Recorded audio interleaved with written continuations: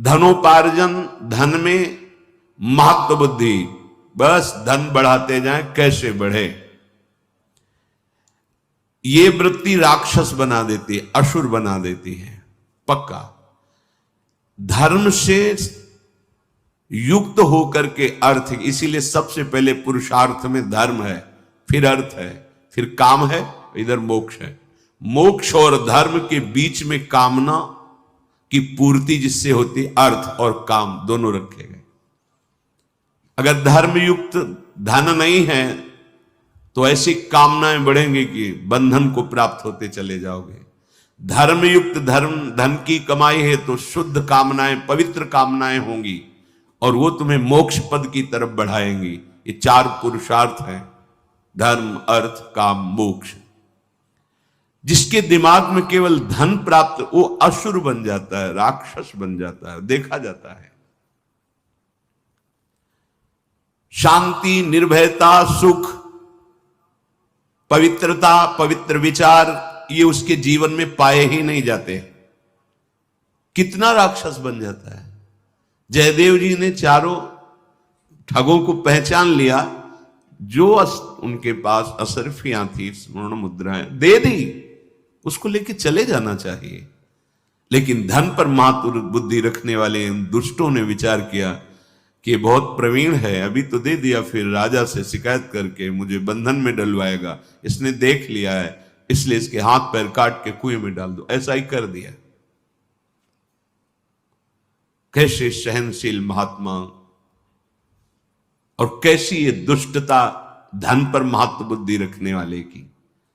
जो धन को सर्वश्रेष्ठ, धनोपार्जन ही जीवन का लक्ष्य, वो असुर प्रवृत्ति को प्राप्त हो जाता है, असुर भाव को प्राप्त हो जाता है।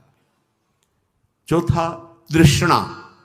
ये बहुत डाइन है, राक्षसीन है, ये कभी तृप्त होने वाली नहीं, ये बढ़ती ही रहती। तृष्णा बढ़ना इसका स्वभाव है। ये भोग ले, ये भोग ले, ये भोग ले, भोगे हुए भोगों को बार बार भोगने की इच्छा, ये राक्षसी वृत्ति कभी शांति नहीं लेने देती। जो लोग कहते हैं मैं नहीं करना चाहता पर जबरदस्ती ऐसा लगता कोई कराता है, ये राक्षसी तृष्णा। तृष्णा प्रपंच मत्सर विसन सर्व दंड निर्बल करे, शुभ अशुभ दुर्ग विध्वंसी बल तब जयति जयति जगोच्चरे। हमारे पास नाम है, हमारे पास गुरु चरणों का बल है, विचार के द्वारा इस तृष्णा को नष्ट किया जाता है। बहुत बार भोगा, क्या भोगा, अनंत जन्म बीत गए, नहीं, ऐ मन, अब मेरी स्वीकृति के बिना तू एक कदम भी मुझे नहीं चला सकता, चला के दिखा, राधा राधा राधा। ये सब विकार भेड़िए की तरह बच्चों को डरवाते हैं, बड़ों को नहीं। वही बड़ा जाहि गोपाल बड़ो करे, जो प्रभु का हो गया नाम जब, डरने का विषय नहीं।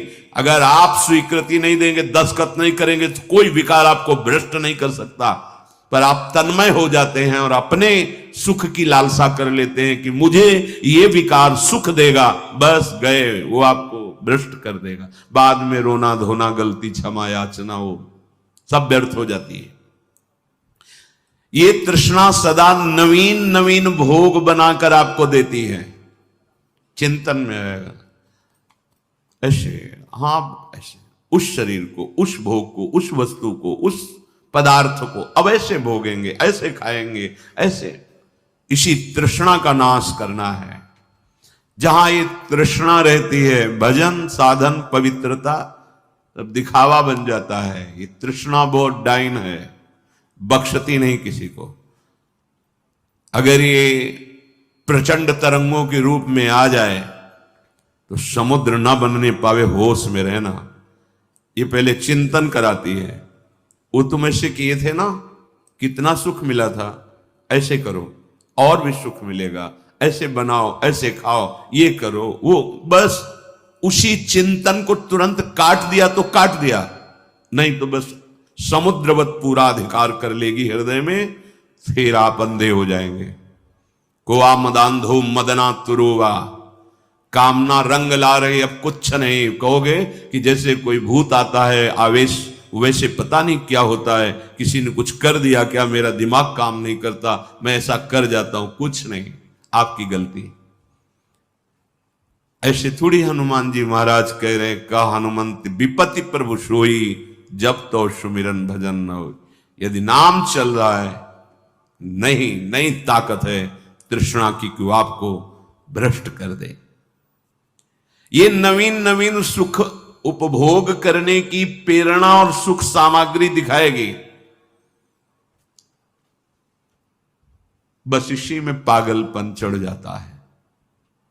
अब तो वो खाना ही है, अब तो वो देखना ही है, अब तो वो सुनना ही है, अब तो वो भोगना ही है। तुम्हें नहीं प्यारे, तुम्हारे अंदर कोई अभाव नहीं, तुम अपने स्वरूप को भूलकर इस तृष्णा के फंदे में फंसकर अपना नाश करने जा रहे हो। ये समझ में नहीं आता। असंतोष ये सदा अभाव का अनुभव कराता हुआ हृदय जलाता रहता है। कभी असंतोषी सुखी नहीं हो सकता, क्योंकि कामनाओं की बाढ़ है तो असंतोष बढ़ता चला जाता है, और जहां संतोष होता है वहां कामनाएं नष्ट हो जाती हैं।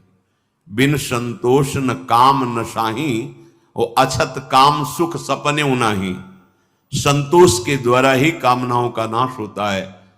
अगर कामनाओं का नाश ना हो तो सुख का शब्द स्वप्न में भी अनुभव में नहीं आएगा। कामी पुरुष कभी स्वप्न में सुखी नहीं हो सकता। बहुत ही गंदा हृदय हो जाता है, बहुत ही गंदी दृष्टि हो जाती है।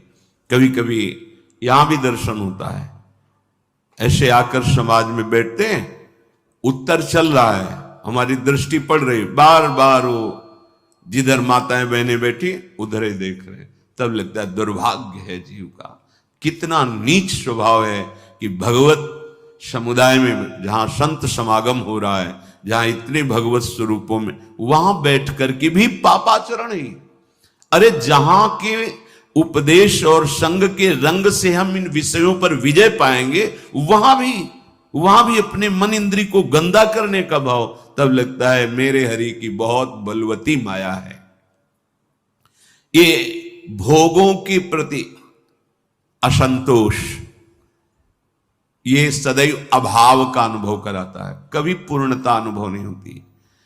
1 लाख मिल गए तो 1 करोड़, 1 करोड़ मिल जाए, इतना इतना तो भी इतना, ऐसे हर भोग, इसको भोग लिया, उसको भोग लें, इस अवस्था को, उस अवस्था को, इस पदार्थ को, उस पदार्थ। धिक्कार है जीवन। बस इसी में पापाचरण की भारी पोटली तैयार कर लेता है यहां से ले जाने के लिए। असंतोष कभी सुख का अनुभव नहीं करने देता, कभी शांति, कभी विश्राम नहीं।